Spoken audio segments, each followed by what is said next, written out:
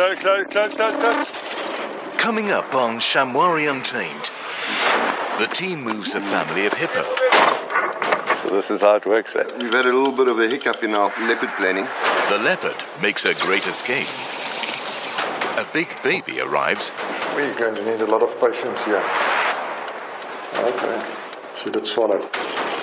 And a giant relocation is underway. I need a ground team, please. More right. Go. Get the elephant away.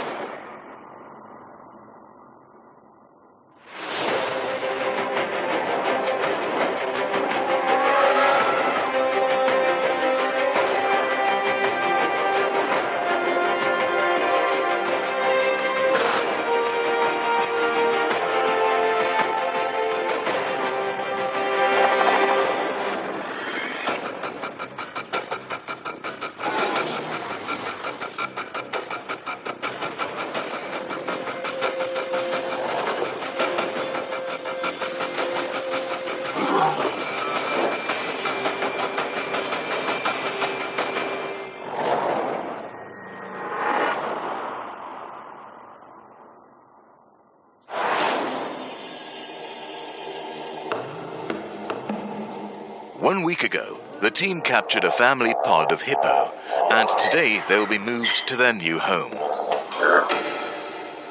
It's very difficult to load them. Very often they do not want to get out of the pens. So what I've done is I fed them last night into the alleyways and closed them there. So they're actually sitting in a passage waiting to be loaded. Hippo normally go into the water at night, especially early mornings, and it's going to be a couple of hours in the truck still. So I just want to wet their skins. Once that's done, chase them up the truck and they can go. Anesthetizing these hippo is not an option because of their thick skins, the subcutaneous fat layer, and the way they metabolize the drugs. So it's best to load them without using any drugs. Okay, we can see the strange way these animals are sweating, so they were out of the water all night. It's just to wet them a little bit before we load them. I think these animals will be very glad to get out of the bomas. Okay, I think it's all right, huh? We are going to load the bull first and then the cow and the calves.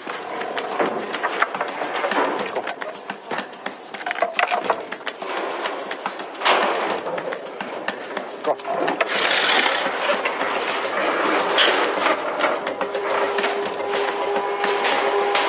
That was quick and easy.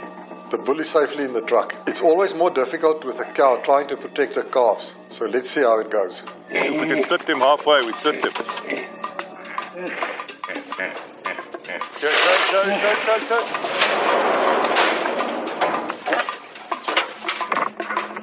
Guys, careful there. Get out the way, guys, get out the way. Chris, there's the door open at the other side. Close that door.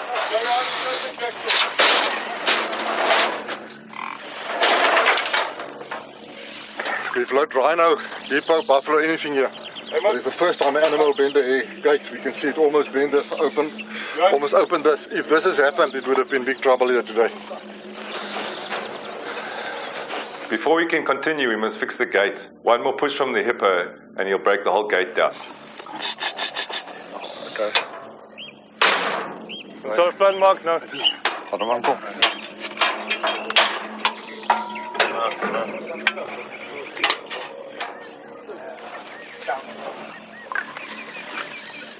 We're going to add another pole behind the gate, just as a precaution to keep the gate sturdy. No, ik wil zien of hij past, zodat het...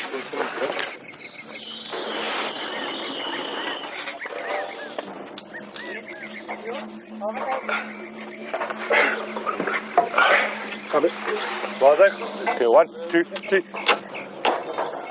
Just watch for the hippo there, guys. Okay, it's done. This is how it works, eh? Monday mornings, plans after plans, so we'll get it right. We are going to try and split the mother from the calves, just to make it safer to get them into the truck. Dumana, open there. She must turn around, right?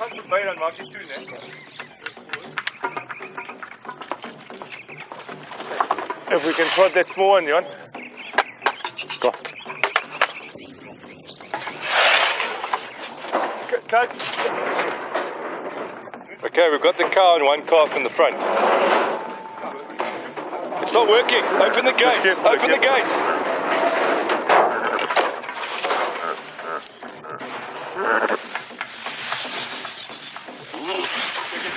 Get ready.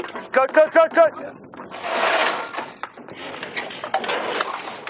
Close too. We finally have one of the calves in. 2 down, 2 to go. We are going to let the hippo calm down a bit and then we'll try a different approach. We loaded many hippo here. This is the first time we had this problem. What we want to try and do is use a little bit more patience and see if that doesn't help. And then instead of enticing them with prodders or droppers, we might just use water and see if that wouldn't do. But this is going to be a difficult one.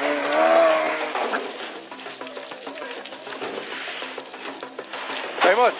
Put that white flag. Give that white flag to John.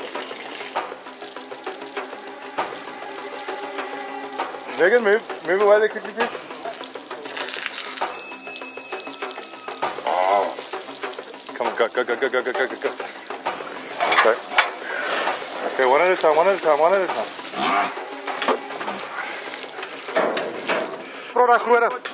Got the female. Okay, they're all gonna go. Okay. Get ready, Joseph, get ready. Go.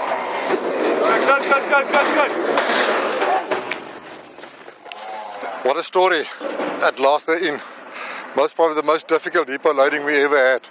We're quite lucky that when they broke the gate that they didn't escape there, because that would have been chaos. And the sooner we get them now on the road back to the dam on the other side, the better.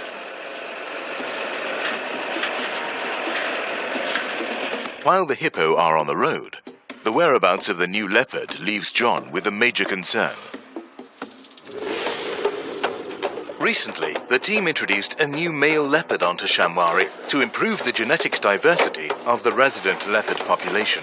The leopard has been released into a temporary enclosure in order to habituate him to the new surroundings before his release onto the main reserve. For the next 6 weeks, he has to be fed and monitored closely, and John invented creative methods to get him accustomed to his new home.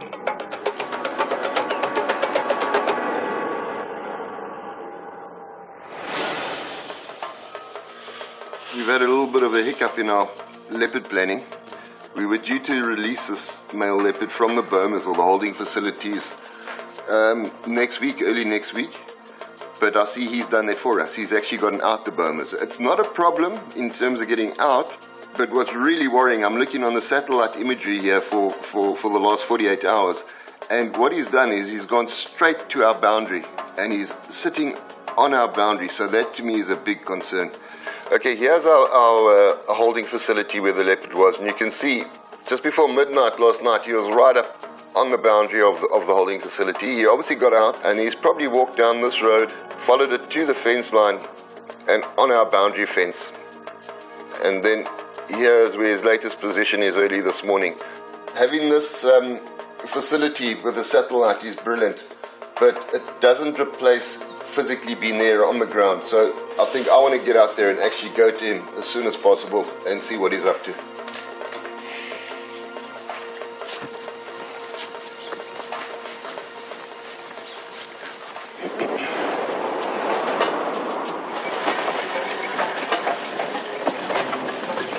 All the hard work in habituating this leopard has been done.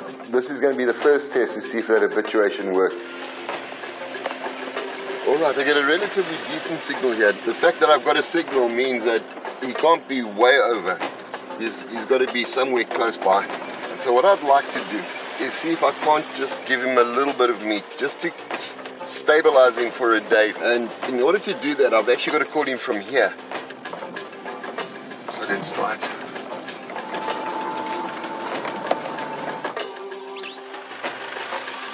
Back to the old trick. This will be the first time we're trying this outside of the boma period.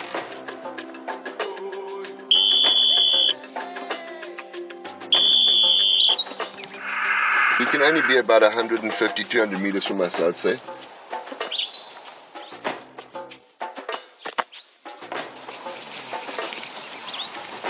There he is. He's worked brilliantly. I can see him here now. He's 15 meters from us.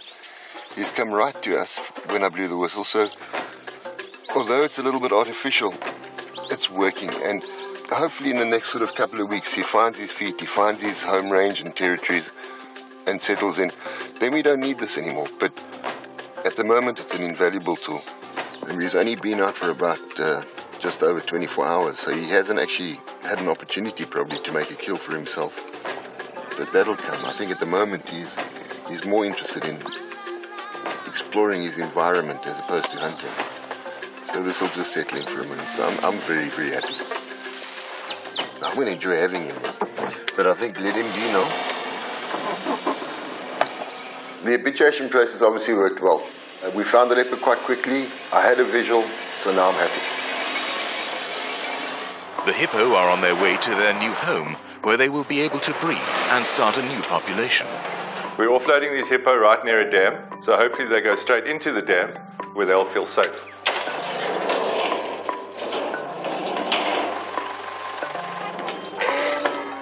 Okay. Yeah, let's just see where this guy's going. Has he just wait there? Is he coming around the tree? Okay, he's going towards the dam. Come. Come. The first hippo is offloaded safely and in the water. The problem is the second door is stuck, so we'll have to fix that first before we can release the others. I don't really feel like dying today. So you got to be so careful because these things will flip right. Okay, big one's coming. Small one's coming. Okay, let's open the next one. Lovely stuff. There, they're in the water. Check it out. Okay. Okay, big bull's coming now, eh? Okay, here he comes. Here he comes, here he comes. Whoa, shit. Car's gonna get hot. No.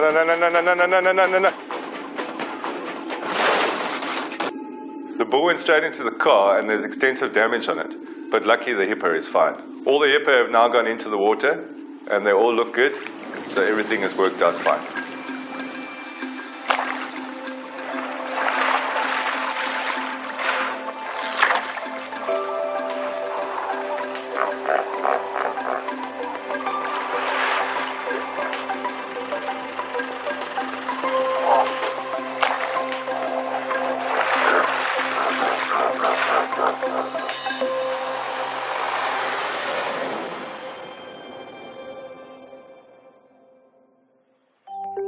It's a new day on Shamwari, and a very special patient has arrived at the Animal Rehabilitation Center. It's an orphaned baby giraffe that's in need of a foster mom. How do you want to do this, Johan? I don't know him. If we just take him and see him die, you know. Okay. He's still standing, huh?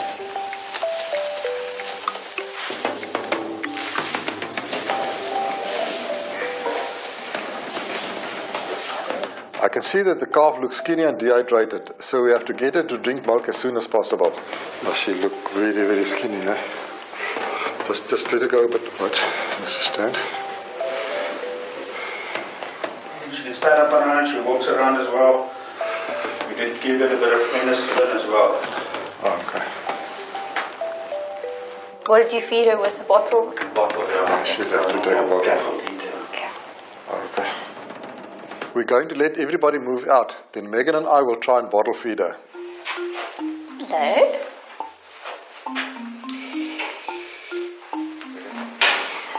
Okay. We're going to need a lot of patience here. Apparently she had no colostrum. Okay. But I think we're not going to get any giraffe colostrum. I'm going to try and hold it and see if you can feed her. Okay. Okay. Okay. She did swallow.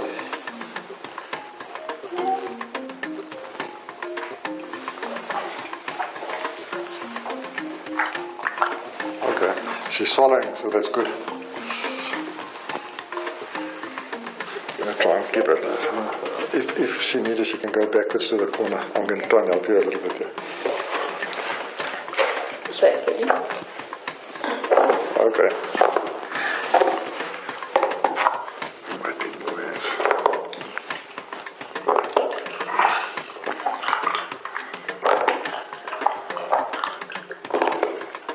Just if she give it a bit and stop, but give it a bit and stop. Sorry. You're supposed to feed the giraffe and not me. Sorry. And the other thing is, normally when they drink, they salivate a hell of a lot. Eh? Oh, really? Yeah, so there's always, if it's not saliva or milk dropping down, there's always a lot. I think she got most of that in. How much was in that bottle now? Probably about 300 mils. Obviously, she don't like her mouth being forced open. It was a struggle to get her to drink, but at least she did drink quite a bit. But now it's just best to leave her alone to settle into her surroundings. If you feed it, just be careful, especially if they get a bit stronger. They sometimes jump up, but sometimes they kick with the front legs. Eh? Oh, really? Yeah. I'm sure she'll learn to like the taste of milk soon.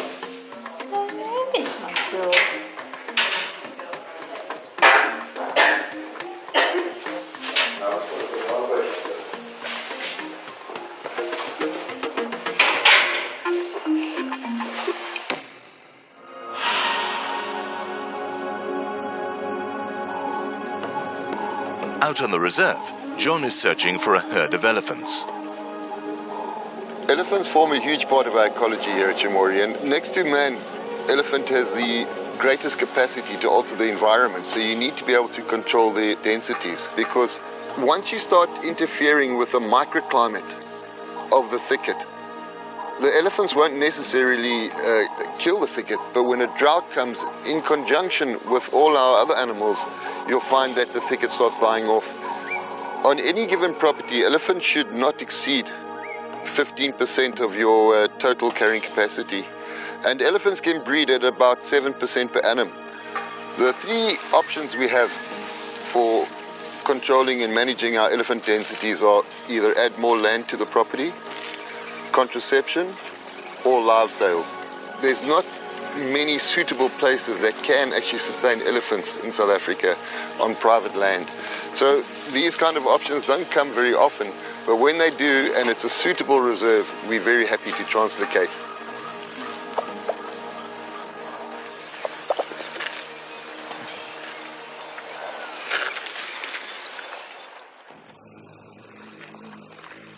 A giant move takes careful planning, and Johan and Megan are up early to start the preparations. It's always better to start making the darts where we can work in peace before everybody is there, because it can be such a confusing thing. Today, the wildlife team will be capturing 10 elephants and then relocate them to another reserve. Elephant capture might look as if it's quite stressful to the animals, but it's actually not, because we separate the ones we capture and we make sure family groups are sticking together, and then once we start darting them, it's only the darted animals that's under pressure, not the whole herd. The way we make sure we capture family groups is we fly over the herd, scatter them slowly, and then the calves would run off with the female. There's a lot of logistics with elephant capture, and a lot of it involves big equipment. So this can't get everywhere we want it to. So we're going to make this area our base. The transport truck is going to be stationed here. We'll go dart the elephants by helicopter, put them on the back of flatbeds, and then bring them back here and wake them up in the crates.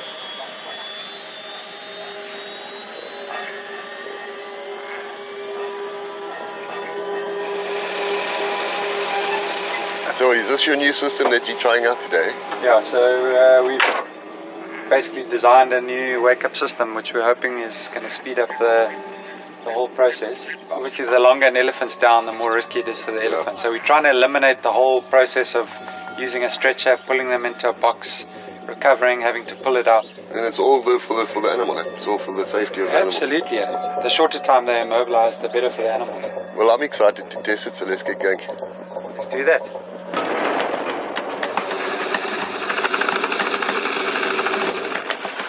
Okay, so we got some people on the hill watching. I'm just keeping an eye out. Okay, Darby's just told us the herd's gone north of the river, so he's going to have to push them back before we can even start. The herd of elephants is actually here, more east of you, that's just cool. Okay, copy that, John. So Davie, wat ons gaan probeer doen is 3 koeie met hulle kalfies. So Okay, ja. We want to cut off a cow and the calves from the herd and then dart all three together. It is very important that we don't split the cows and calves because we have to keep the families together.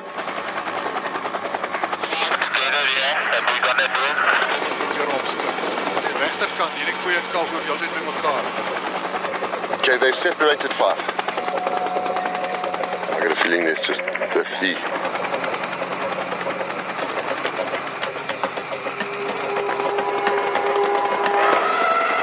Okay, Megan, you copy? Megan? Yeah, we've got the first dart in Big Cow. Got the first dart in. Copy, thanks. So reckons we should do the other 2 now as well?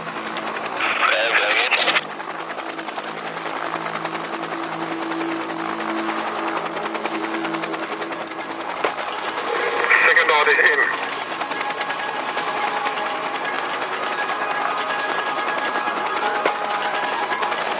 Okay, got the dart in the third one. Okay, are you just doing those 3 now or what? Yes, I think so.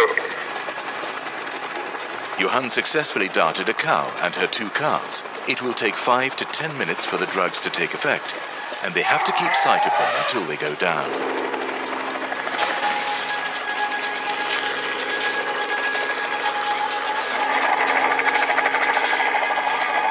They're going to the edge there. Megan, how long? It's been 5 minutes, so she should start showing us. Guys, everybody just be careful, they are coming up this way, so just start up, please. Yes, where you are now, cut across the shortcut. Take a left.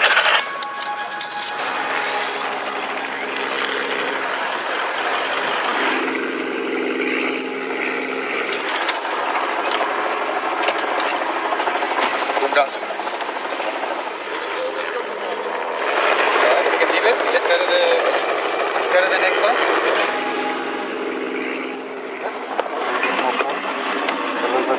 Okay, they're gonna have to dart this animal again. You're going to have to dart this animal again, eh? One of the 2 calves is still not down. Johan has to dart it again before the ground team can move in. Okay, the one youngster has just moved off into the bush. The other 2 are down already. So it's ideally want to get it out of the thicket so we can load quickly and get it back to its mother.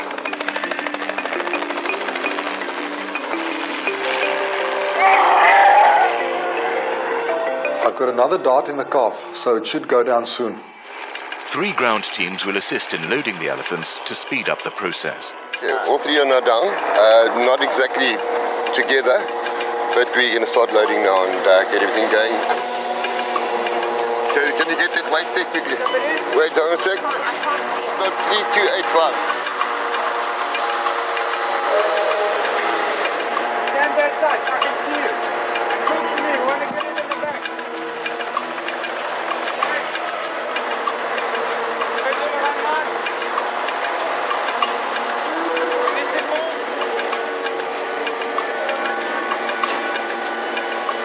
We've got this elephant loaded, so I'm going to head off to other ground teams and see if they need any help. We loaded 2 elephant now. We battled quite a bit with this last calf to get it down. So in a case like this, we're always worried of that overdosing because I had to re-dart it. Hopefully it's going to be fine. We'll see just now. The calf is breathing and well, so now we just have to load him.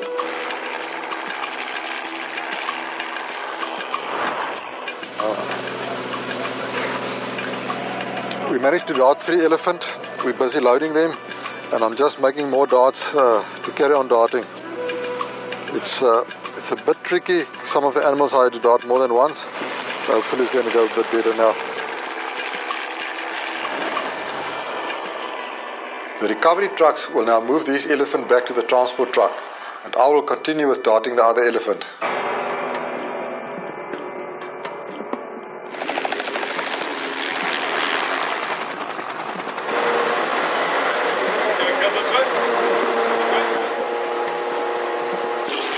With Johan in the air and the rest of the crew on the ground, they make a formidable team and quickly manage to dart more elephant.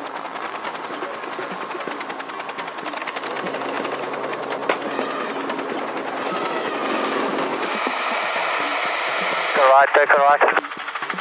Through that gap. More right, more right, more right. This one here might also be a female, eh?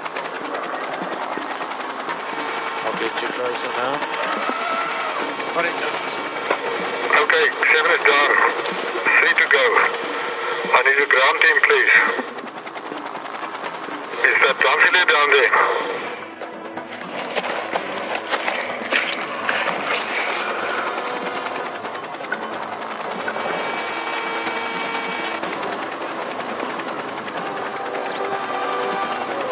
Go, go, go! Get the elephant away!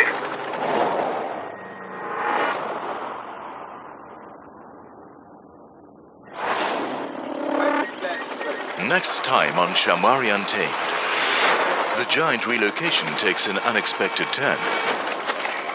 Go, go, go! Get the elephant away! The two orphaned rhinos join up. Sweetheart. It's okay. The anti-poaching team prepares for a full moon. And game capture continues. But Springbok capture, exciting, but never easy.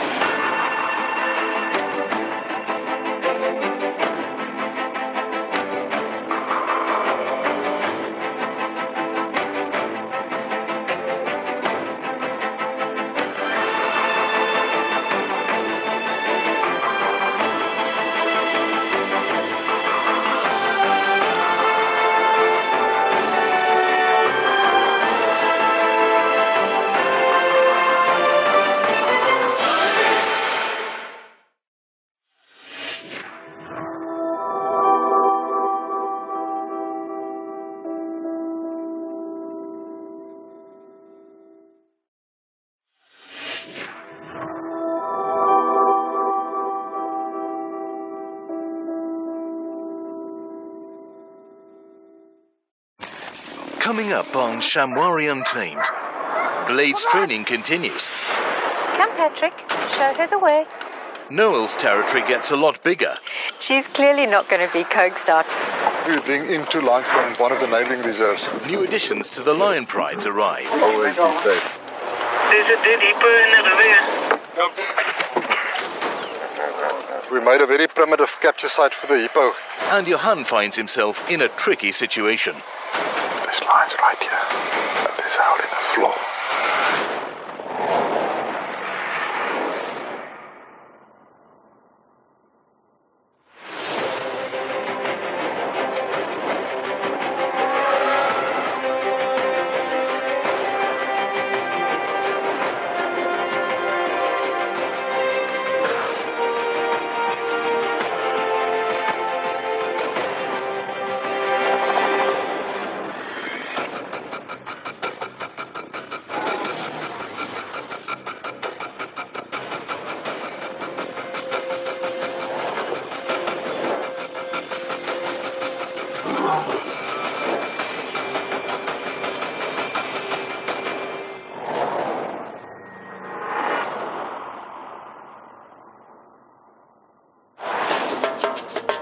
Shamwari's latest anti-poaching member, a tracking dog named Blade, is 3 weeks into his training. Blade will have to follow a centered track and attack on command. And Caboose will have to ensure that Blade stay on track.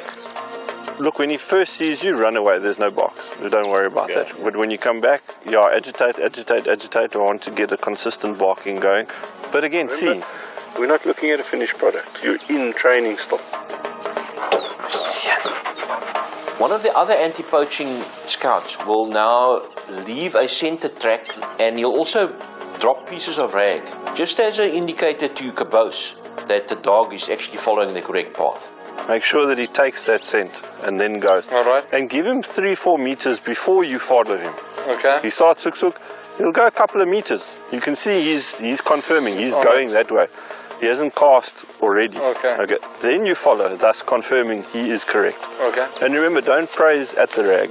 Yeah. They're there to help you, not the dog. Okay. Okay.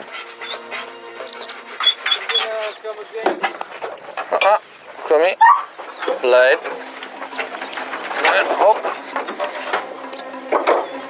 Sit. Do your business. When you're ready. Where's he, boy? Find him. Where's he, Blade? Find him. Let him go, let him go. Let him go. Wait. Where's he? Find him. Where's he? Good boy. Find him, boy. Now follow him. Where's he? Find him, Blade. Where's he, Blade? Find him. Where's he, boy? Find him. Where's he? Find him. Good boy. Where's he? Find him. Good boy. Watch him. Watch him. Good boy. Watch him. Watch him. Watch him. Watch him. Watch him. Watch him. Watch him. Watch him. Watch him, Blade. Watch him. Lukela, Angel. Stop on. Stop what I said, my dog. Okay. Lukela, Angel. Go. Fuck. Fuck on. Fuck on, Blade. Good boy. Good boy, Blade. Good boy. Vat hom. Good boy. Good boy.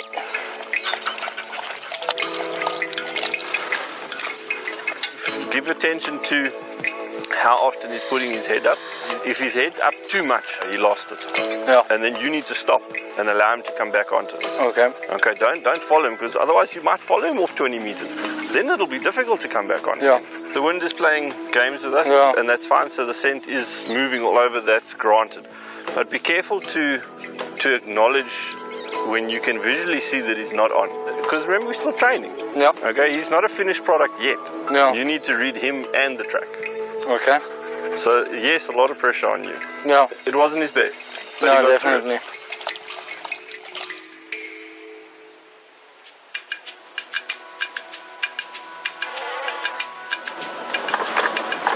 Elsewhere on the reserve, Anya investigates a strange smell. Yeah, and there's a possibility you can come to Cliff Drift. There's a dead hippo in the river here. Copy that. Confirm Cliff Drift, and it's accessible. Can you see it? Yes, you come into the drift and then you'll see it, while you're in the drift here. We just got a message that there's a hippo dead in the river. It might have been that it drowned, or the other problem is sometimes they fight a lot. So it's always good just to try and make a diagnosis and see what the problem is. It might be quite a mission to get it out of the water, so we'll take a boat and some ropes as well and see what we can do there. Right.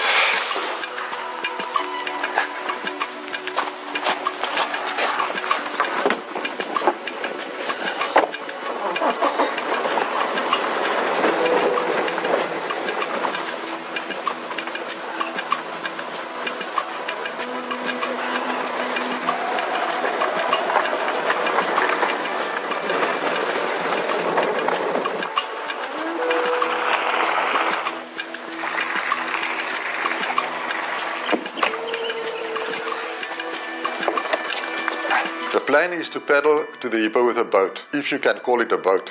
Tie a rope to the hippo and then drag it to an open spot on the bank. Good, man, it's good.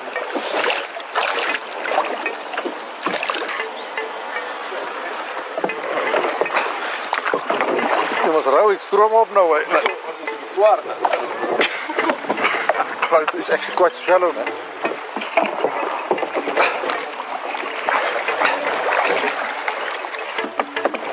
Bruce, this thing is smelling, eh? Must have been in the water for some time, eh? Yeah, definitely, yeah. Stinks. Careful. Okay.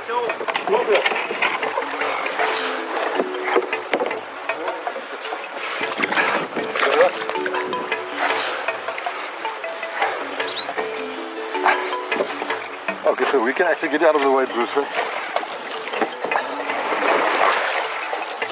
Okay, you go that way. Careful. Yeah, cool guys, huh? The boat first, you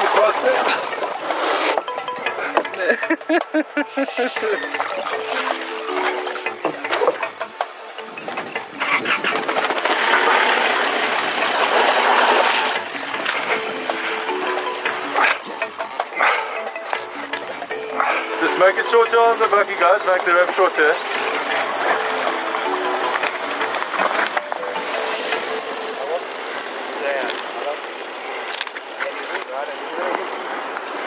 obviously very lucky that we don't need to do a post-mortem because the cause of death is quite obvious here. But this thing is smelling, eh? We can see these bite marks. I see there's some bite marks on the other side as well. So, and it's a young bull, a sub-adult bull. So obviously another hippo that bit it, eh? And I think he most probably died and came down with the water now. But it's good that we don't have to do a post-mortem, eh, because it's really stinking, you know. Okay guys, I'm just going to put it a little bit further into the open here. It'll make for a good lion sighting, alright? Cool, thanks. Infighting like this usually occurs when the water level is low, resulting in an increase of competition amongst the hippo pods. Since the water level is high, Johan suspects that the hippo population is starting to reach their capacity, and the team has to find a way to overcome this challenge.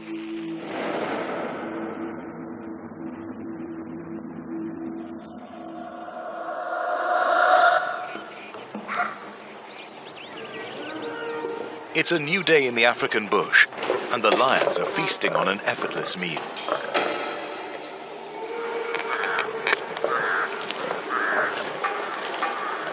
The pride wasted no time in finding the hippo carcass, and more scavengers will join in days to come. Back at the Animal Rehabilitation Center, the orphaned baby rhino and her new friend Patrick the sheep are ready to be moved to a bigger enclosure. Okay, Pitlin, the staff has finished their little camp here. So I think it's time for it to come in. There's not a lot of grass here, but there's quite a bit. So I think for a few days this should be okay, eh? Yeah, this looks fantastic. I think the important thing is you must be able to get it back in the shelter. And we're worried if you go in the big camp, it might not happen, you know. Okay, now the big thing is we need to get out, see what happens. Let's see. There we go. You want to come and say hello to your husband? Good girl, no? Good girl, sweetheart. Smell. Smell, darling. There we go. That's a good girl. Come, Patrick. Show her the way. There we go. It's okay. Come on, sweetheart. There we go. Come, sweetness. All right, babe. Hey, come. Come on, we can do this. We can do this. It's okay. It's all right. Here we go. Here we go. It's okay. Shall we do this together? Hey? Shall the three of us do this together? Come on. All right. All right. Here we go. So she's clearly not going to be coaxed out by me or anybody, and she's just going to take it in her own time, which is great, and it's nice to know that she's relaxed. So I'm going to leave her for about an hour. Her next feed is in an hour's time, so hopefully I can coax her out with some milk, and maybe in the interim she'll actually come out on her own.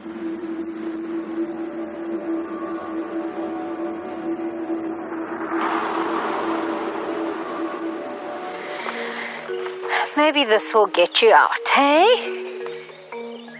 Girl, come on. Come, big girl. That's it. Come on, come and smell your new house. That's a good girl. It's okay. It's okay. Something new. Good girl. Look. That's a good girl. Come on. Look what I've got for you. Good boy, Patrick. Good boy, Patrick. Hey, there we go. There we go. That got you out, hey? Good girl, sweetheart. Good girl. And it's a thirsty girl. Yes, darling. There we go. It's okay. It's all right. It's all right. All right, I'm just getting the second bottle. Slowly does it. Good girl. Good girl. Good girl. There we go. That's a good girl. Good girl. That's it.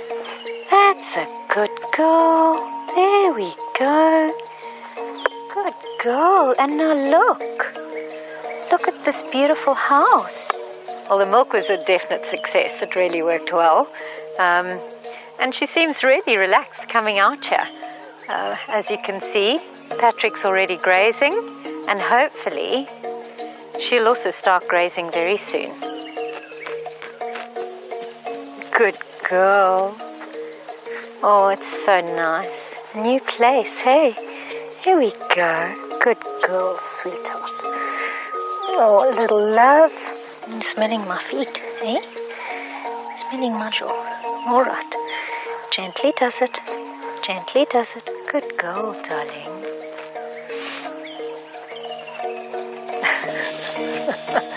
Okay, you're clearly relaxed.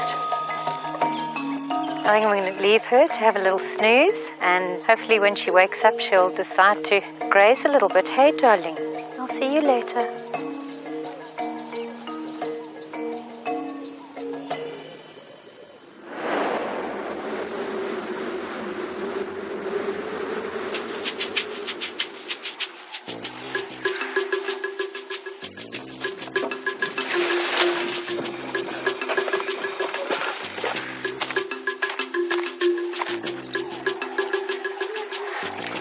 Close to the riverbank here. We made a very primitive capture site for the hippo.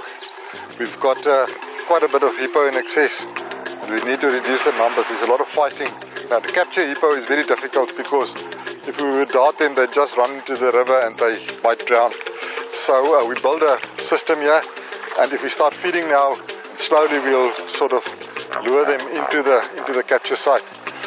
So we start putting the hay out here and a little bit closer to our capture site and see how it goes.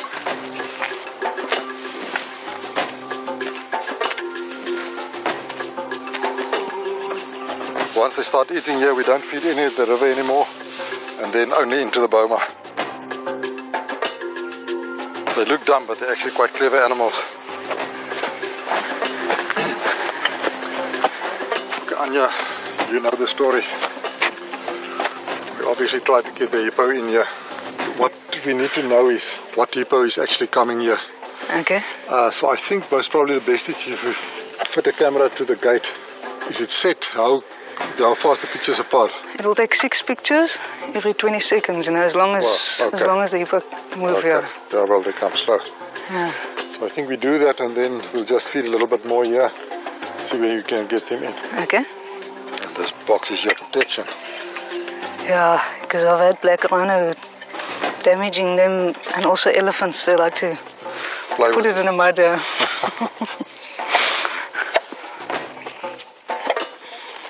So this is our passive capture system. All we need to do now is try and get the animals used to the hay. But once we want to capture, we will feed, instead of outside, we'll feed inside here. There's quite a heavy duty trapdoor here. And once the animals start to come in, what normally happen in night, we sit in the hut in the shelter there at the back and pull that cable. And once we pull the cable, the door come down and close. Obviously, once the animals are caught inside, it's quite a bit of excitement, but not an easy animal to capture. Hippo, extremely difficult.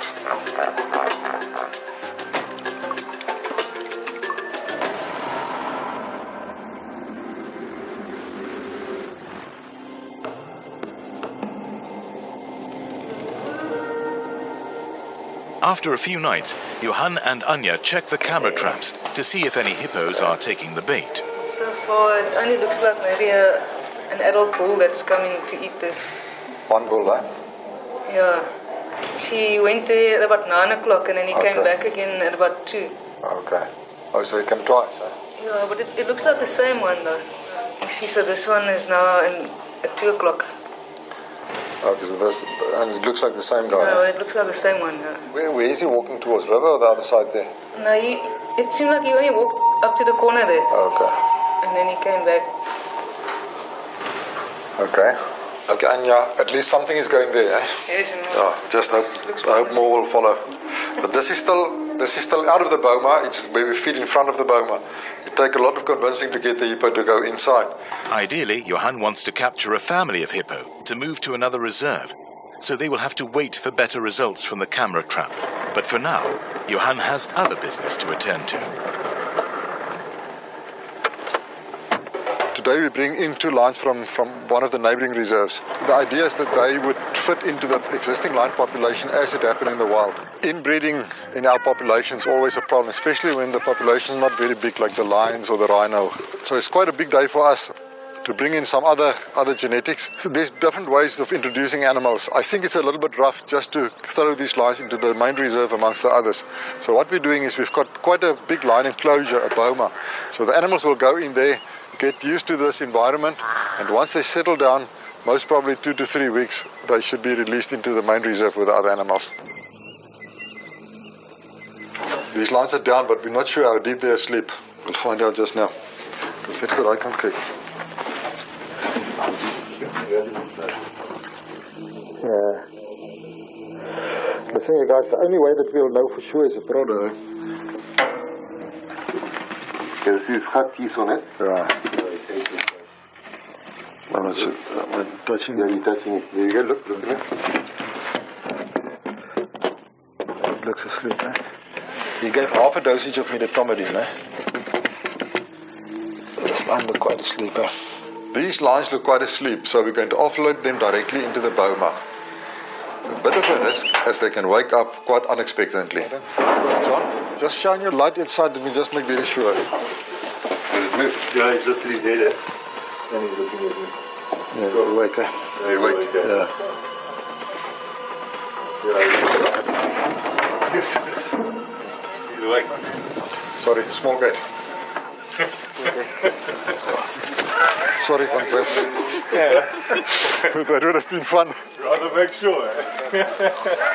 For a moment we thought they're still anesthetized enough that we can just pull them out of the crate. We almost made the mistake.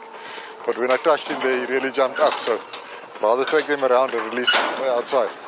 We are first going to put a carcass in the boma for them to feed on and then release them through a small gate. Make them happy, how about watching?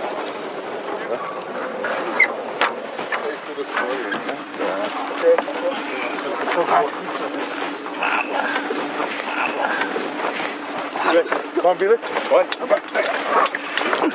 2, 3, run. That is much awake.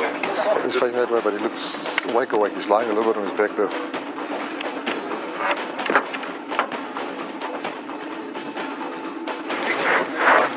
Okay.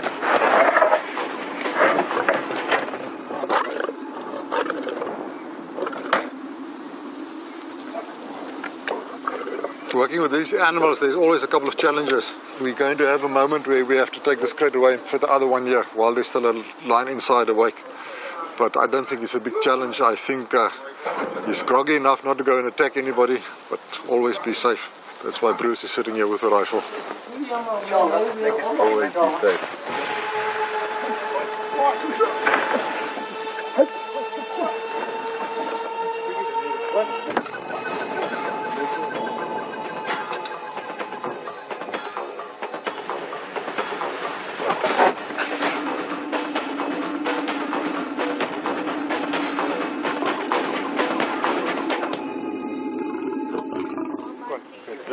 One, two, three.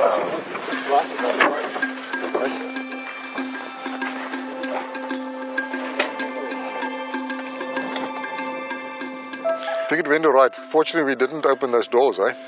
Yeah, they might not be so quiet and happy tomorrow morning when we come and see them. But I know that. They've got food. They'll find it. And most probably leave them here for about 2 to 3 weeks and see how it goes, eh? Yeah, just settle in and quieten down and then they can go. Oh, let's have a beer.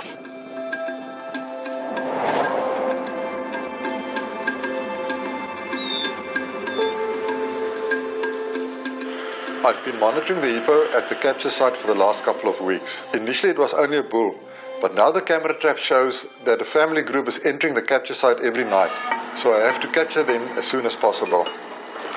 I'm on my way to the hippo passive capture site. Quite a tricky business because we need to get in there before it gets dark. After dark the animals come in and then we must capture them in such a way that they don't find that we're sitting there.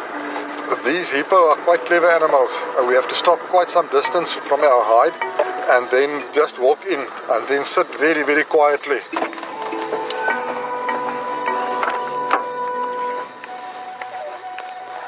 All my equipment for the night.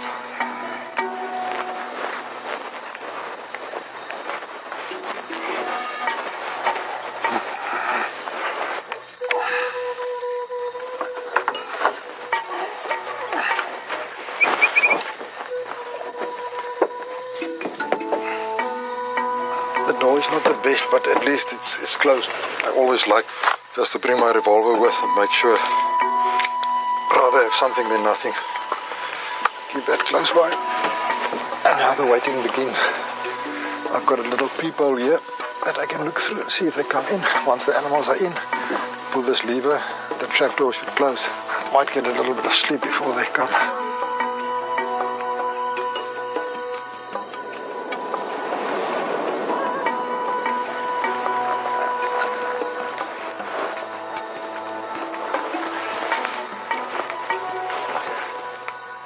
I can actually hear them in the river. They're close by.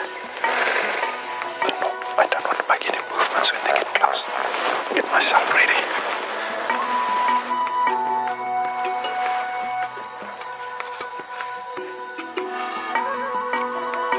They're at the side now. They walked past. I think they smelled me.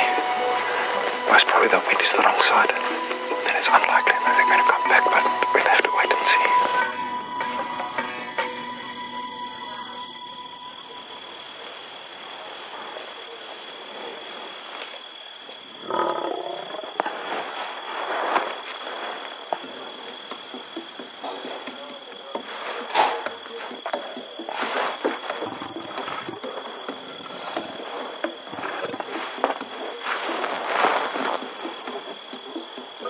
This line's right here. I can hear them. There's a hole in the floor.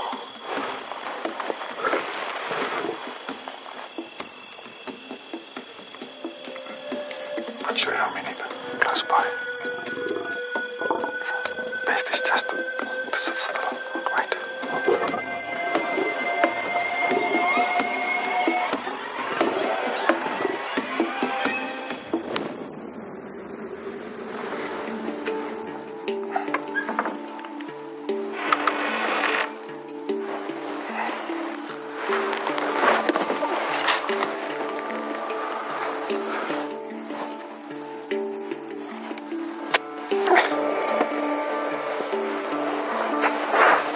There's actually some spoor. You can see some spoor right here.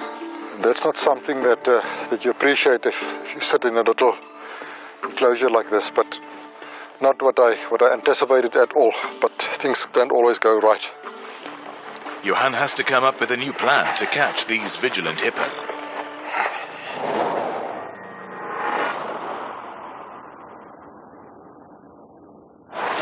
Next time on Shamwari Untamed. John's final test before releasing the new leopard. That's exactly what we wanted him to do. A close encounter with Ranger Andrew. So I'm going to jump out and take a walk through the bush. The jackal pups get into trouble. What are you guys doing underneath here? Moving a family of hippo. We're battling to get them. They'll go in. And the new male lions are moved to the reserve. Let's go down, blend into the cars.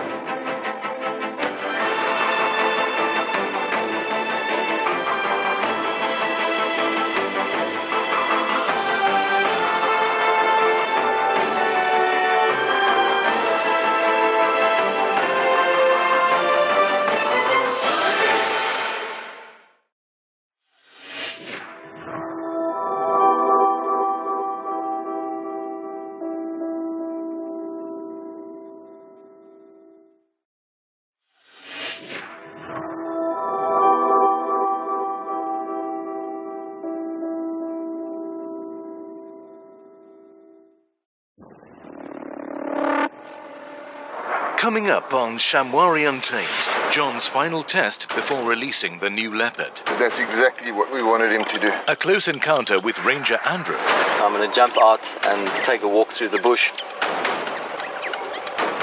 The jackal pups get into trouble.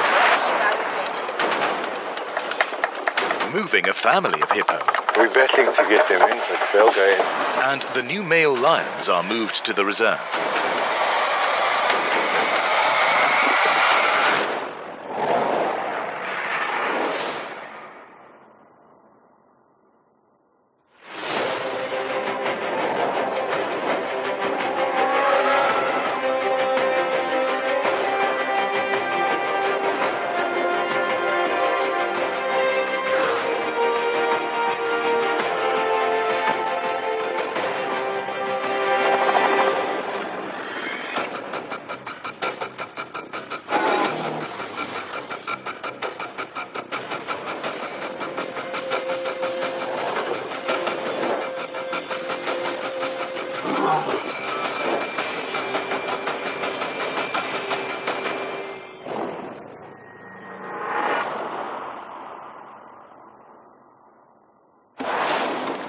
Last week, a dead hippo was found in the river.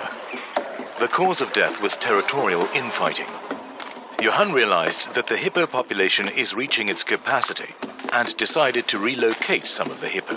He set up a capture site with a camera trap where he plans to lure hippo with hay and eventually trap them inside.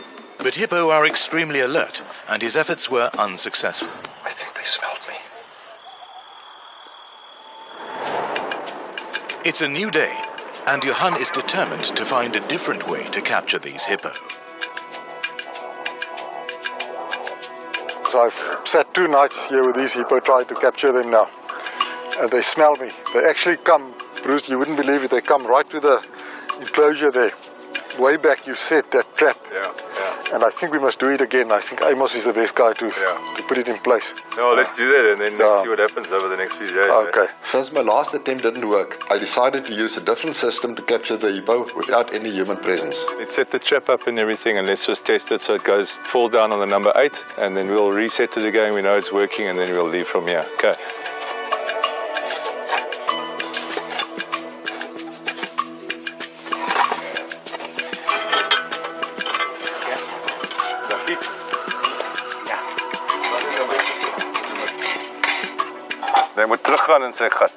So the way we're trying to catch these hippo is we basically got a trap, just a piece of steel here, and we put a little stick underneath here which obviously breaks when the hippo stands on it. So it's joined to a cable that goes on a couple of pulleys to under our little hide here, and then there's a big weight there. So as this breaks, to pull that, we've got a little lever underneath the hut there, pulls that out, the weight falls, and then it pulls this longer cable that goes down to the gate and the gate drops. So it's a very primitive sort of system we have, but it has worked quite effectively in the past.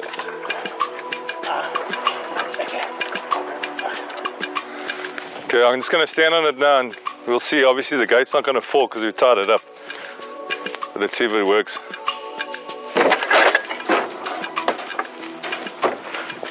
Okay guys, let's reset it again. I hate these doors. Sick balls on your property there. No, it's a very dangerous thing. Okay, let's take all the stuff out and go out slowly, Amos. Okay, wait, let us all go out first.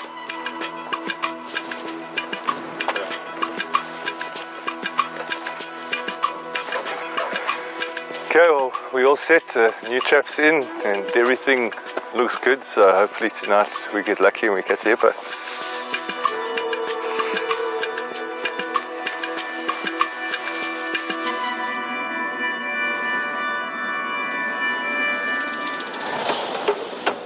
Recently, the team introduced a new male leopard onto Shamwari to improve the genetic diversity of the resident leopard population. The leopard has been released into a temporary enclosure in order to habituate him to the new surroundings before his release onto the main reserve. For the next 6 weeks, he has to be fed and monitored closely, and John invented creative methods to get him accustomed to his new home.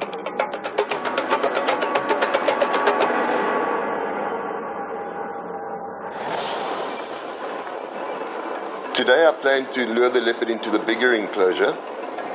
To do this, it'll have to walk through the cage trap. And the reason for this is just to take away the pressure of a small enclosure versus a bigger one. Okay. Right, we're specifically using a bigger carcass at the moment.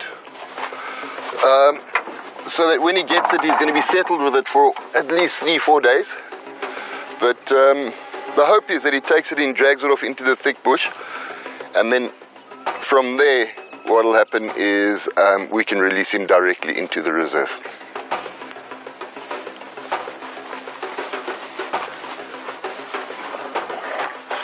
Something else we also need to do is just make sure that he's got water, because the water troughs are only in the small enclosure, not in the big one. And at least this way, when he comes to get the carcass, he can actually see the water.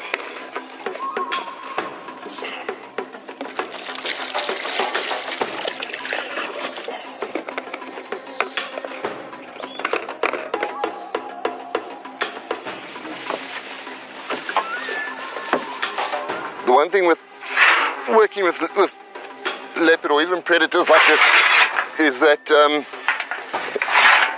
it's often just certain sounds that the animals get used to. So in this case, it's us working with the cage trap, the metallic sound, and sign that there's food around.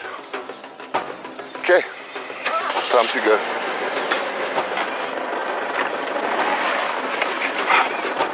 I'm just going to move away so the leopard doesn't associate me with food, and to give it space.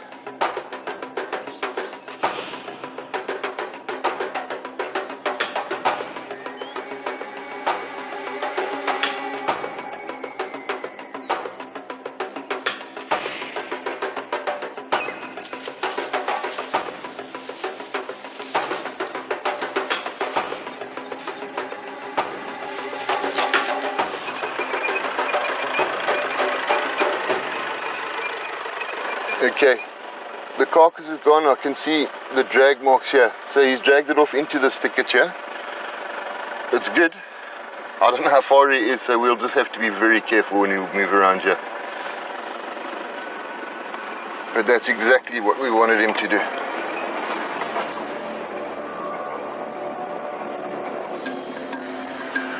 Elsewhere on the reserve, Ranger Andrew Carney stumbles onto a breathtaking scene. Oh wow, have a look at that, guys.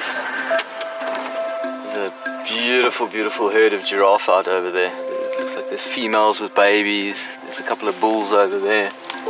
So obviously giraffe fall prey to lions every now and again. So it's an animal that they're definitely very alert to, especially if there's youngsters in the herd as there is now. So they'll often stand and stare to identify these animals, to have a look at their body language to see what their intent is, and also to know where they are.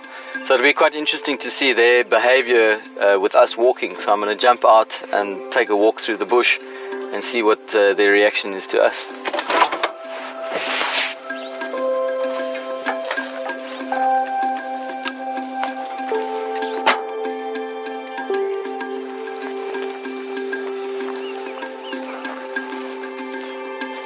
So one of the things I love about walking is trying to get animals to see my body language and for me to be able to see their body language. And in doing this, you can actually convey a message about your intentions, and it'll allow you very often to get a lot closer. So a couple of them over there have stopped feeding, a couple of them are looking at us, some of them are actually just not even interested in us at all. They know we're here, they're now trying to figure out what we are. And I think we'll try and convince them that they're not the focus of our attention at all, and it'll allow us to get quite close.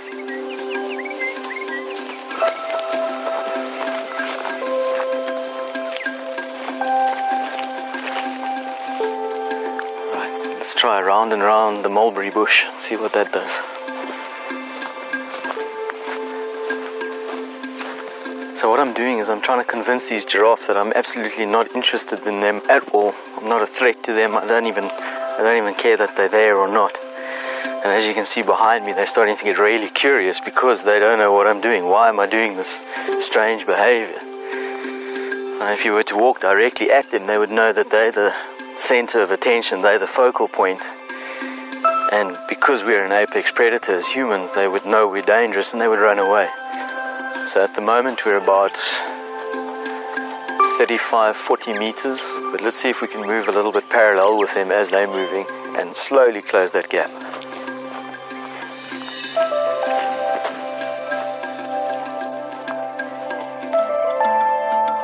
Baby giraffe get left in nursery herds for the day, and a lot of the adults will move very, very far away from them, sometimes kilometers away from them, while they're busy feeding for the day, and then come back to them periodically to the youngsters to either nurse them or check up on them. But there will be one or two adult females that will be left in charge, looking out for them and just taking care of them for the day.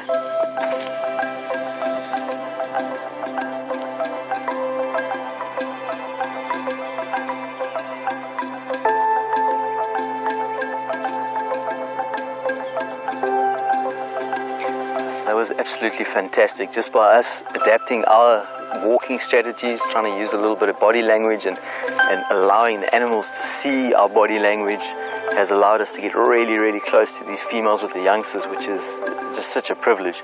And to be able to get so close to them on foot is also just amazing. Good end to the day.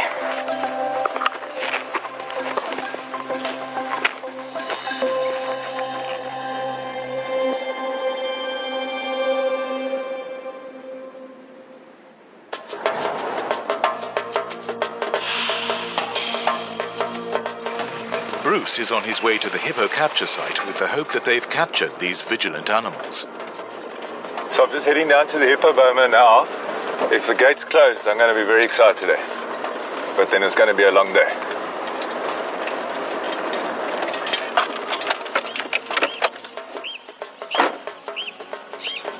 Well, this looks very promising because I can see already that the gate is closed. Oh, this is fantastic news, eh? Well, this is fantastic, eh? So I'm going to go organize all the stuff and then we'll come back. After much planning, they've eventually managed to capture a family group of hippo. So Bruce heads back to make the necessary arrangements to get them loaded.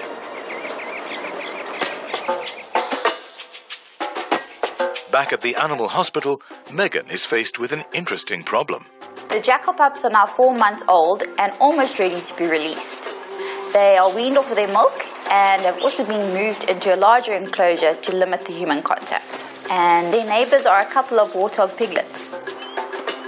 In the process of trying to catch one of the warthogs, 2 of the jackal actually managed to get stuck behind the shade cloth. It's amazing how their natural hunting instincts are setting in. What are you guys doing underneath here? Hey? Where are you? You can't go and eat the warthog, hey? 2 of our jackals, the 2 males, have managed to get under the shade cloth here and bury themselves in the netting. Because on the other side of the fence is actually where I've got 2 warthogs.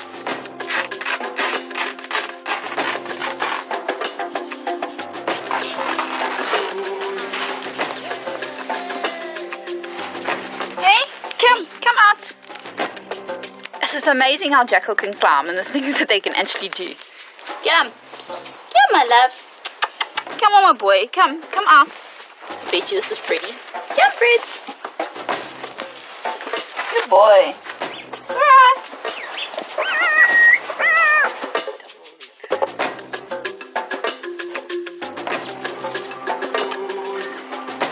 So I'm just making sure that we stitch up and nail down the canvas properly so that our jackals don't go back to where they came from. I'm not saying it's going to guarantee anything, but we'll try our best.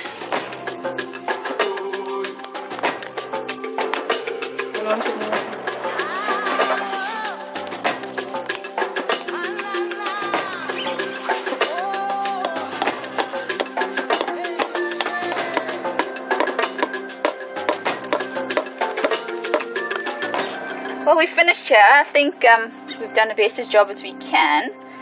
So we're just going to have to wait and see if it holds up for the jackal. Elsewhere at the bomas, Johan and his team have arrived with a hippo bull from the capture site. We have to move all the hippo from the capture site to our bomas. This boma is a more appropriate facility where we can keep the animals until we move them to the new reserve. Due to the bull's aggressive nature, we have to move him separately and keep him in his own enclosure. This prevents injury to other hippo. The team now has to return to the capture site to load the rest of the family herd. The time has come now to move these hippo. We had to prepare the other boma specifically for the hippo. We had to dig a pond and we had to adapt the water system. The temporary pond we made here is very muddy. Might be a bit of a tricky business to get them in the truck because once they settled in the boma, it's not very easy to get them to move out. But hopefully we can get it right.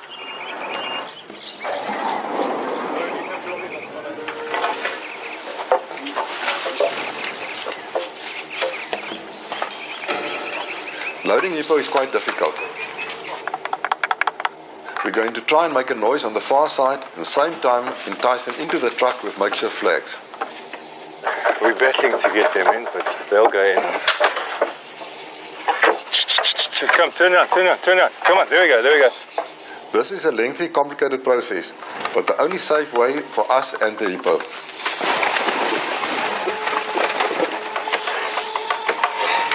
Let's see if we can push them through from this side and then you guys can go back to the gate.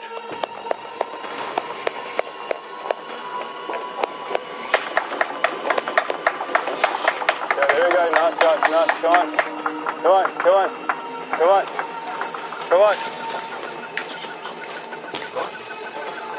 We've been battling to try and load these hippo here. So we're going to try and get the sails like sort of across the boma and try and move them towards the gate. We'll see if that works.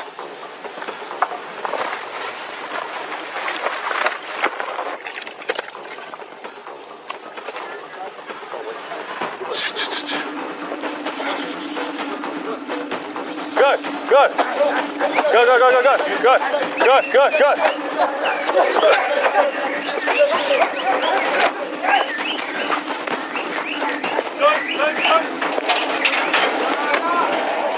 Guys, open two. So loading hippo is not for sissies, eh?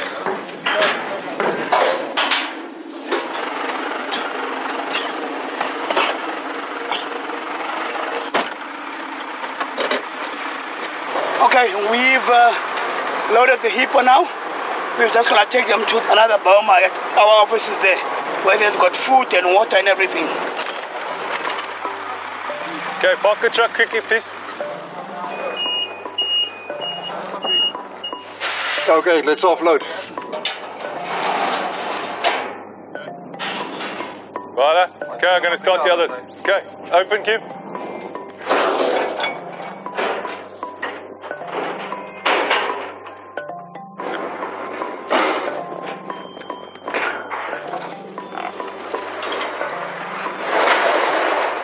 Today was quite an intensive day of game capture.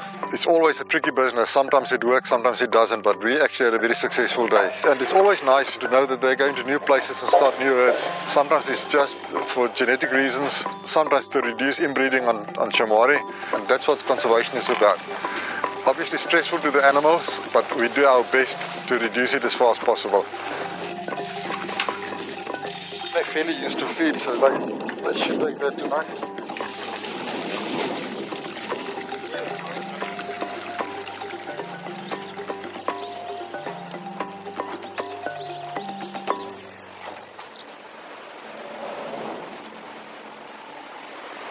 For the sake of genetic reasons, we are bringing in 2 male lines. So these animals were released into a boma. Today we're going to release it onto the reserve. So the drugs we use here is the combination of xylitol and medetomidine, and the reason for that is that we can wake them up on the reserve because we don't want them too sleepy for too long in case one of the other lines get hold of them and there might be a fight. We're going to fit a collar around one of the lines, around the neck. That is just to be able to track these animals down. They will run into the dominant male line on the reserve, and there's definitely going to be some fighting. Normally we leave that for nature to take its course. We don't interfere too much. But in this case, because we actually physically introducing these animals, we might treat lines that get injured. Every time I go in there, they're very relaxed. They're lying under a bush together, and you notice like you dart one, you're going to battle in that environment to get the second. So what you're saying, we dart with 2 darts simultaneously? Yeah. Okay. If we dart them one at a time, the other one might run off.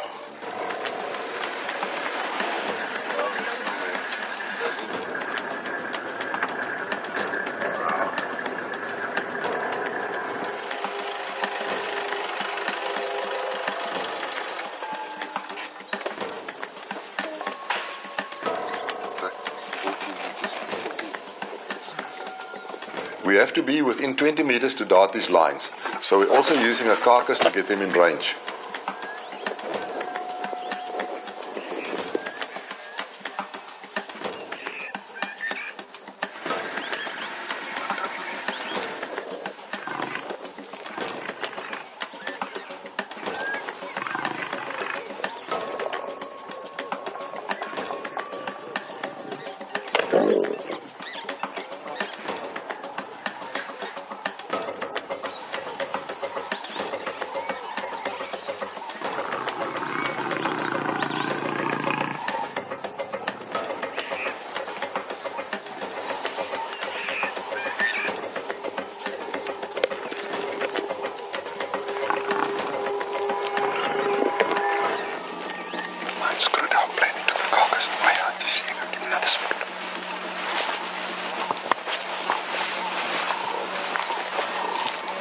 Fortunately, John darted the one.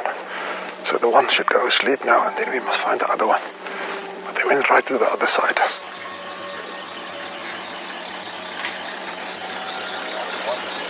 Unless the one is affected, we don't know which one is guarded now. We believe it's the front one.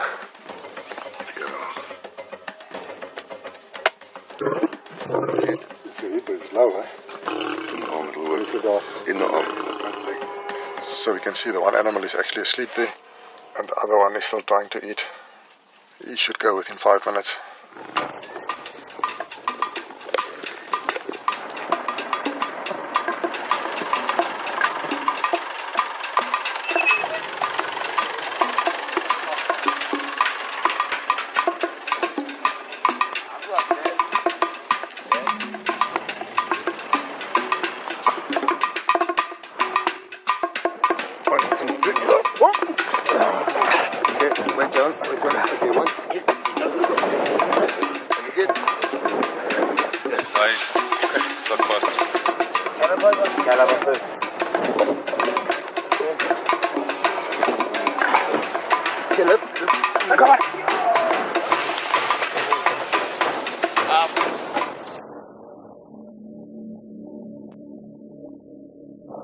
John is collaring one of the males right now, and the reason for that is we need to follow these animals that we can see what's happening. We expect a lot of aggression with the other lines, and then we just need to fit some microchips as well. I know it's tight enough when John goes. John's quick to make a joke, but this collar has to endure the hard lifestyle of a lion.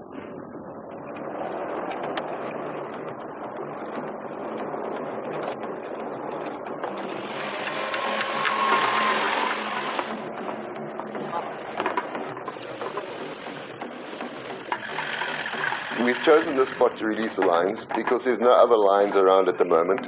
It's open and there's also plenty of food around for them.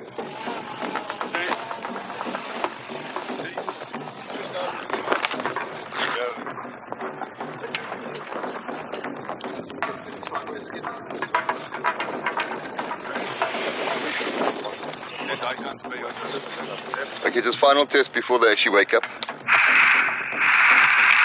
And there you can hear the collar going. So, now the monitor's job to follow from here. I'm going to inject the one intramuscular. Megan will do the other one. And then, hopefully they're up in about 10 to 20 minutes.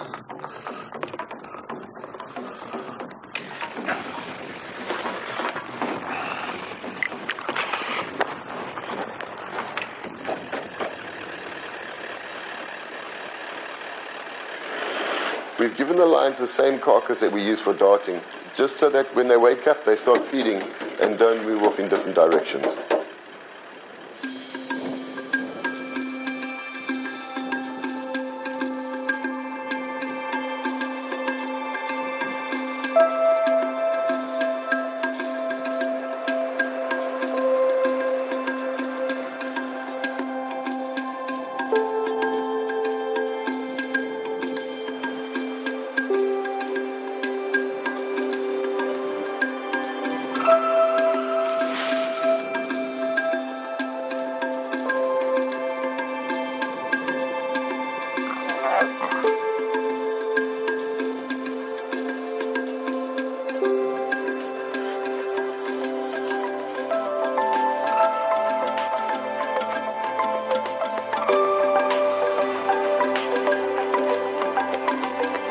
This is excellent. The two lions woke and immediately started feeding on the carcass, which will be the last they ever get from us. But from now on, we're going to have to monitor them closely just to make sure that they adapt to their new environment.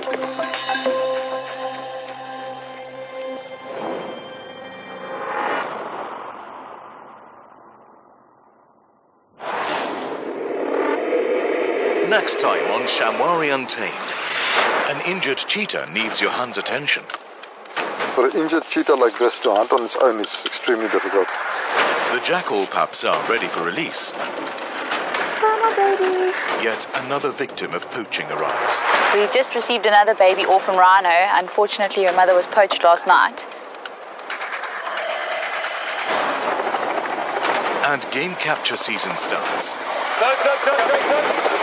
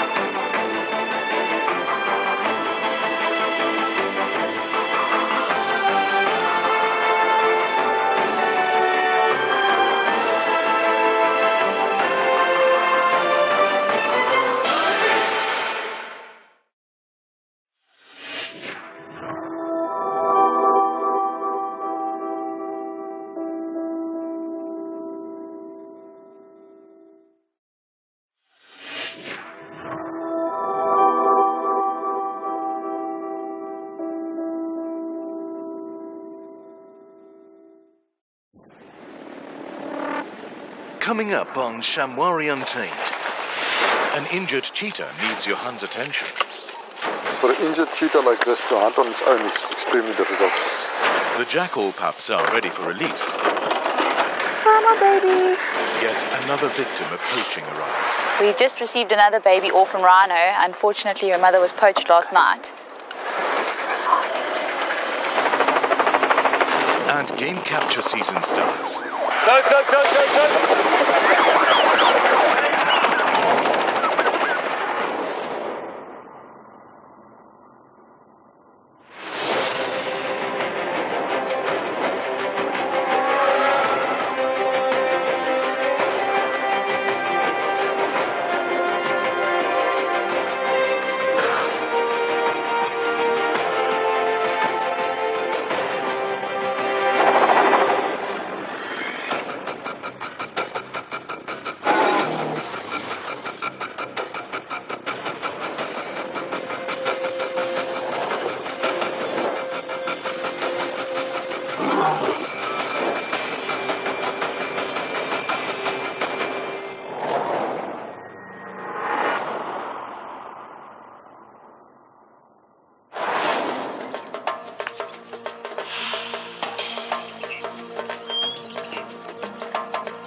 2 weeks ago, the team released 2 male lions onto the reserve.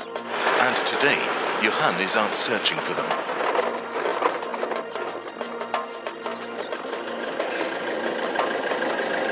Here they are. The stomachs are full. It seems that they've eaten something. They're very relaxed, and these animals really adapted well. They're just wandering around here in the north, doing what they should do. The interesting thing is there was no interaction so far with the other male. So far, it's all good. The siblings formed a very successful coalition. Together, they are lethal hunters and can easily fight off most dangers on the reserve. Though eventually, they will have to face the Northern Pride's dominant male if they wish to breed. Johan, sent for Philip, over. Okay, Philip, send. Johan, there's an injured cheetah. Yeah, it's Peckham open. It almost looks like he's bitten by lions or something. Okay, Philip, coming.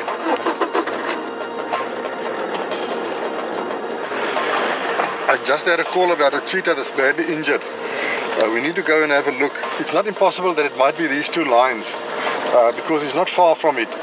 The problem with lion-cheetah conflict is cheetah very often get hurt while they're feeding. The lions surprise them, stalk them, and actually get hold of them while they're feeding. So it might have been the case with this. It is very common for predators to form a coalition to improve their chances of a successful hunt. If one is injured, hunting will become very challenging. Johan is on his way to meet up with Megan and Anya, where the injured cheetah was last spotted, and track him from there. Philip told me the lions got hold of it. Yeah, but when I got here, I only saw the one, and then he went into the thicket there, so I'm not sure what the other one looked like. Okay, shall we take a walk? Yeah. There's 2 cheetah in this coalition, but only one has a radio transmitter. We don't know which is the injured one, so we have to be extremely cautious while tracking them down. Just need to be a bit careful walking in this thicket because we don't know where all the lions are, and you never know where you find a black rhino. Only after I've seen the extent of the cheetah's injuries can I decide whether it's possible to dart him.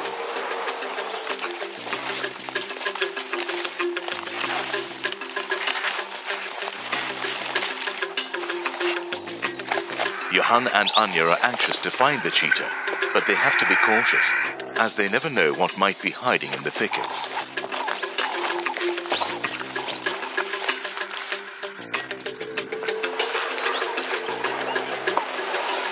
Same one.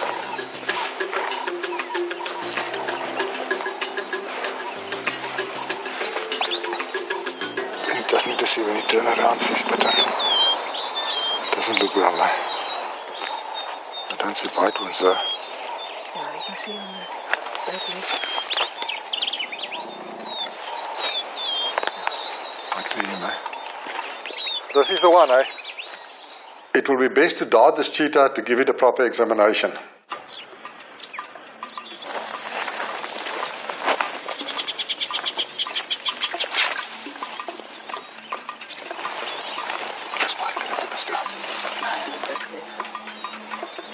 Obviously, aren't they? But I can't shoot through there, so I need to get back closer.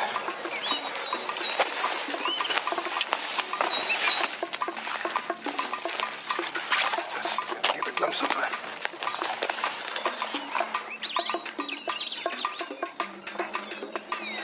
Unfortunately, I have to get an open shot through the branches.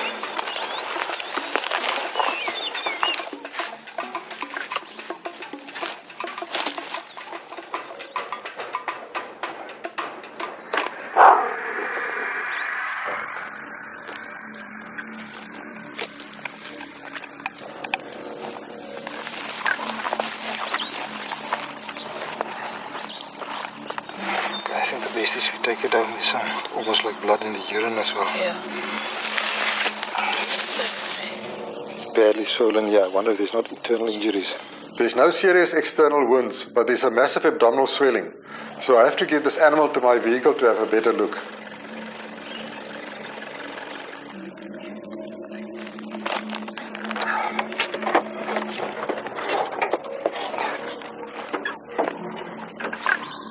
Head that way and feet this way.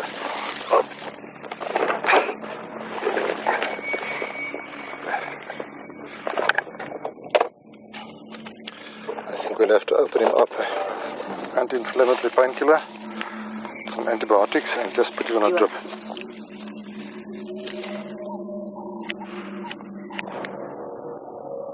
Listen, he's about 60 kilos. Can you just give him Metacan and I think give that duproxolone as well.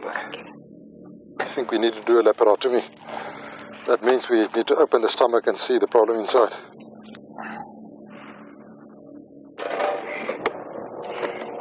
Fortunately, there's no fractures, but there's serious internal damage. So we have to get the animal back to the hospital to operate.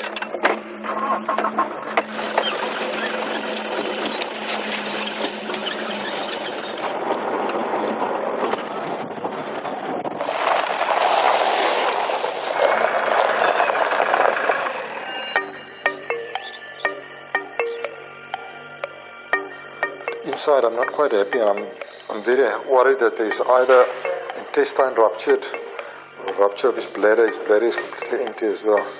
But sometimes a big open wound is not as bad as closed wounds with internal injuries. 33, eh? Very low, eh? Johan has decided to operate, but the cheetah has to be stabilized first. So Johan is rehydrating him with a drip.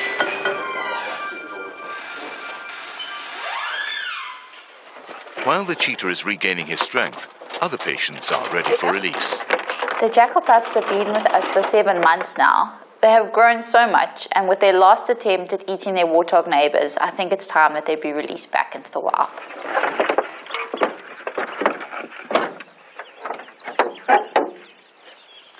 Right, let's go.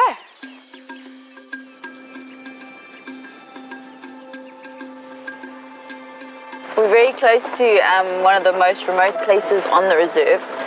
We're basically bringing them here just so that they're far away, first of all, from stock farmers, and also we have no predators here, so at least we know they will be safe. But we're going to be putting them close to a dam, so at least they'll have some water, and we have brought a little bit of food with for them so that they can at least snack on that if they can't get any. I always have mixed emotions when it comes to release of an animal, but it's really great to see the jackals being released back into the wild, even though it is sad to say goodbye. There's a good chance they won't take this as they run out, but we're just leaving it there just in case. If they want to come back, they can always come and eat it. Bye, my babies. Hey, go live a good, happy life. Hey. Guys, come on. Who's left? Bye, guys. That was quite a successful release, I think, eh, Jan? Yeah. Right there down by the water. Well, shall we leave them to settle in, Jan? Yeah, I'm actually quite glad that they're so wild, eh? Yeah, if they're too tame, it's more difficult, the chance of survival less, but I think they're going to do well. I think they're going to do very well. This is the hardest part, forming a bond with every single patient and then having to say goodbye. But I know ultimately they'll be happier in the wild.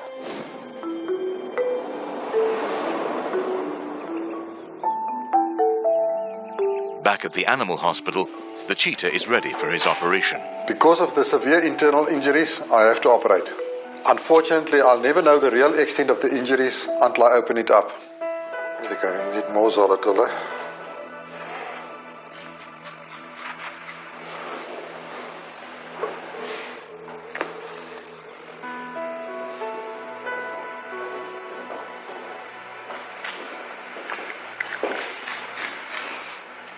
Anesthetic is a bit of a problem here because he's under for a long period of time now.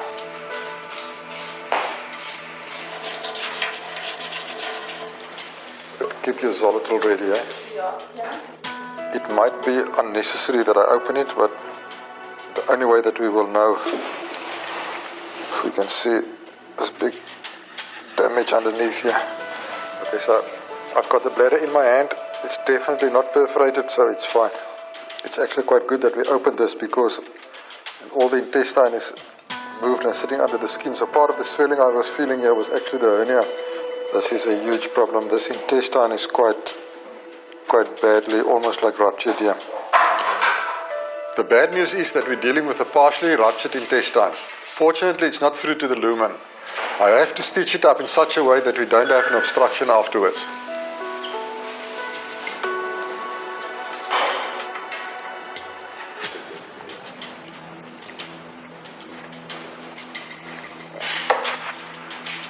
Okay, that's done.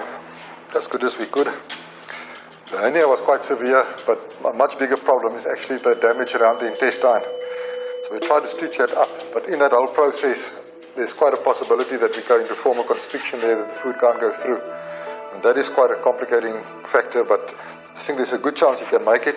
We'll warm him up now and slowly keep on with the drips, giving some painkillers and antibiotics and see how it goes. I really hope the cheetah pulls through. I will be observing him through the night just to make sure there's no complications that arise.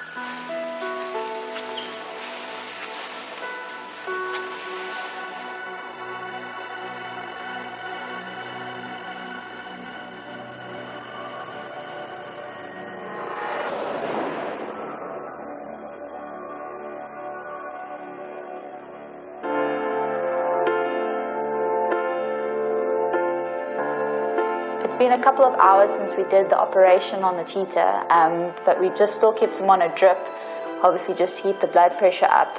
His temperature hasn't really improved, but we are monitoring it. I'm really hoping that he makes it through the night.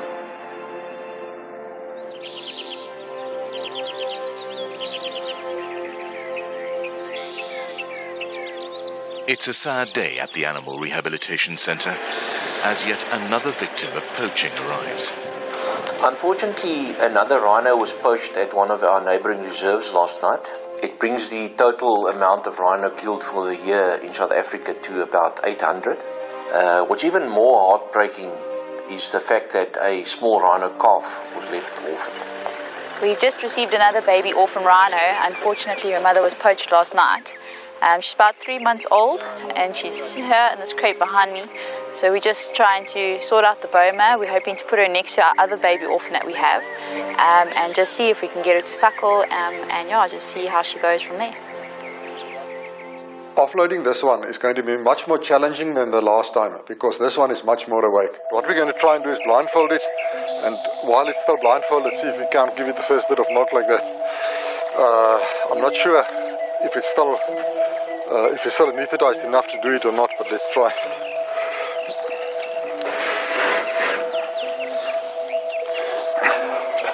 He's breathing, eh? Yeah. Okay. 1, 2, 3. There we go. Just don't make a noise, eh? Keep it.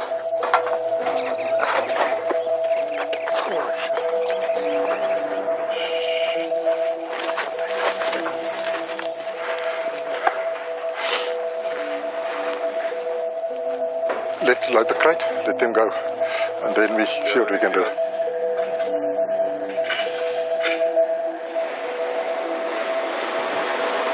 It is very important that we get this calf to drink, as he won't survive without milk.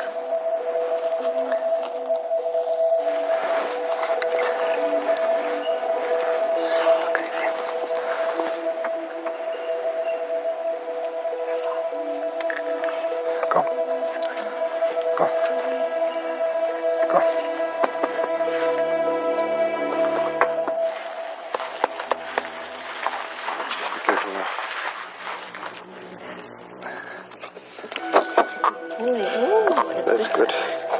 What a good secret. Okay. Here we go. Nummy, nummy, nummy. I'm really glad that the calf did suckle, and I'm sure that the more time I spend with him, the quicker the bond between us will form.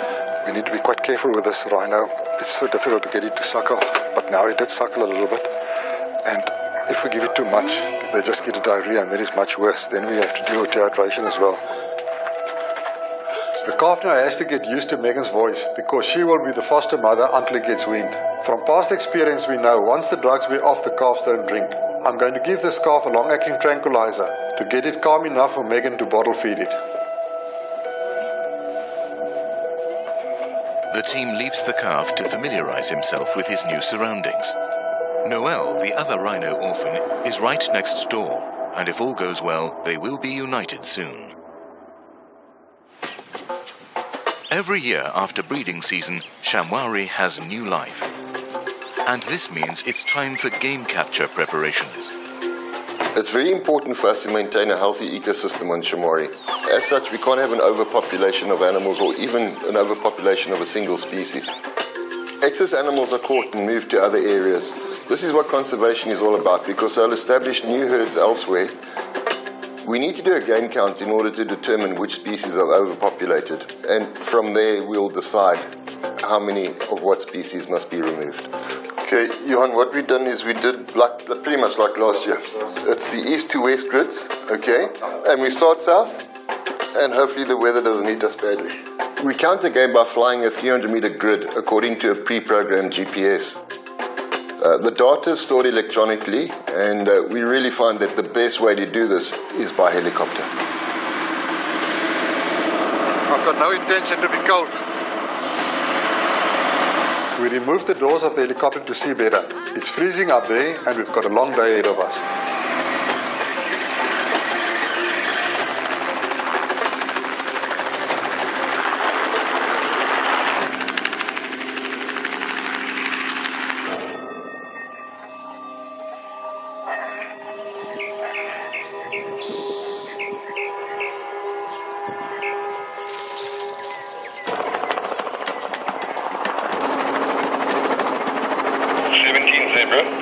And 10 Impala. 46 left buck, 5 wildebeest. See 1 rhino. It's on 3 rhino. 10 springbuck and 25 zebra. The game count can take up to 3 days. The results will help us to determine how many of each species have to be removed in order to maintain a healthy ecosystem. Another factor we take into consideration is balances. The main ecological balances we concentrate on are the relationship between the animals and the vegetation and the predators and the prey.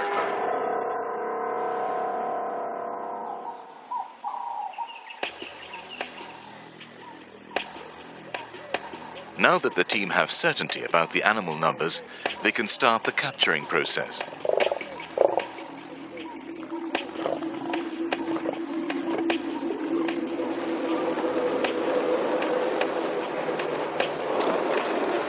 This is now a bit of a disaster, eh?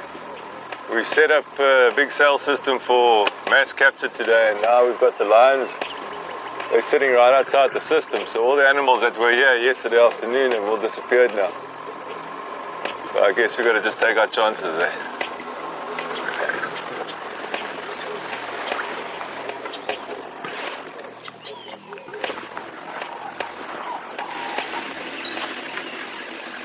So what we're trying to do here is we build a funnel system with sails like this, and at the front of the funnel system we've got the truck, so the animals basically get pushed with the helicopter straight into the funnel system, and then we've got a row of curtains that start from the back, and basically we push the animals in this funnel closer to the truck and then onto the truck with the helicopter. Alright guys, let's get in the curtains, get ready, eh?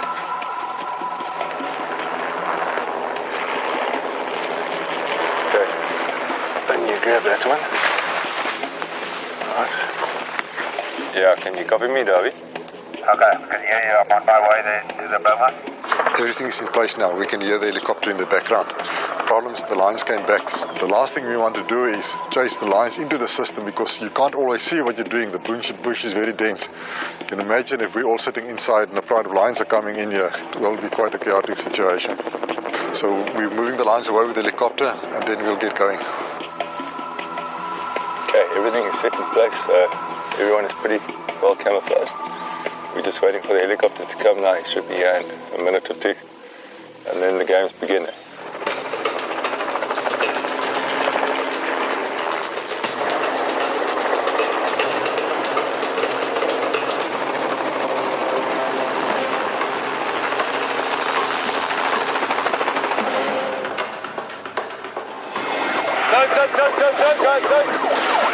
Don't quickly,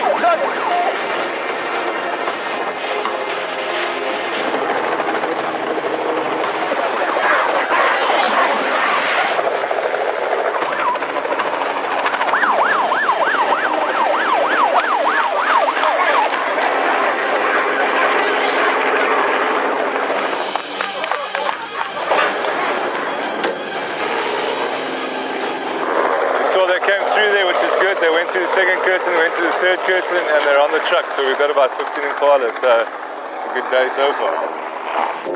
Okay, this is not bad. The female, some youngsters, the male on his own. Otherwise, he's going to stab them all. With the impala safely on the truck, the ground team quickly prepare the sails for the second run. It's vital that everybody remains well hidden before the helicopter herds more animals into the capture system. So we've got a group of zebra, family group of zebra just outside the boma, probably about 150 meters. So he's trying to work them now and see if he can bring them in.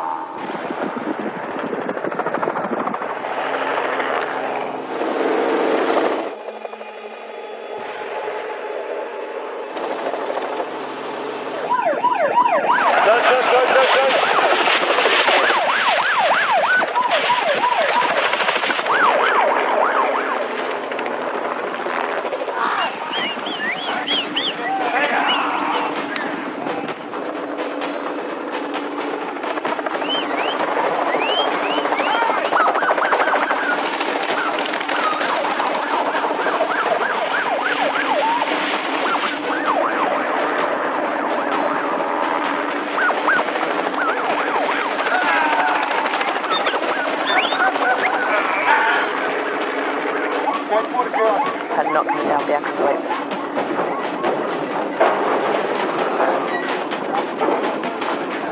Shall we leave them? Bigger? Yeah, they're actually not bad at all.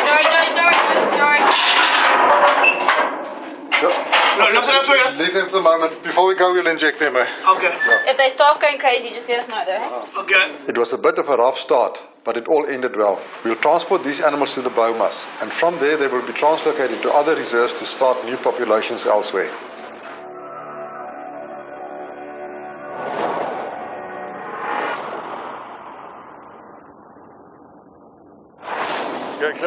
Next time on Shamwari Untamed, the team moves the family of hippo. So this is how it works. We've had a little bit of a hiccup in our leopard planning. The leopard makes a great escape. A big baby arrives. We're going to need a lot of patience here.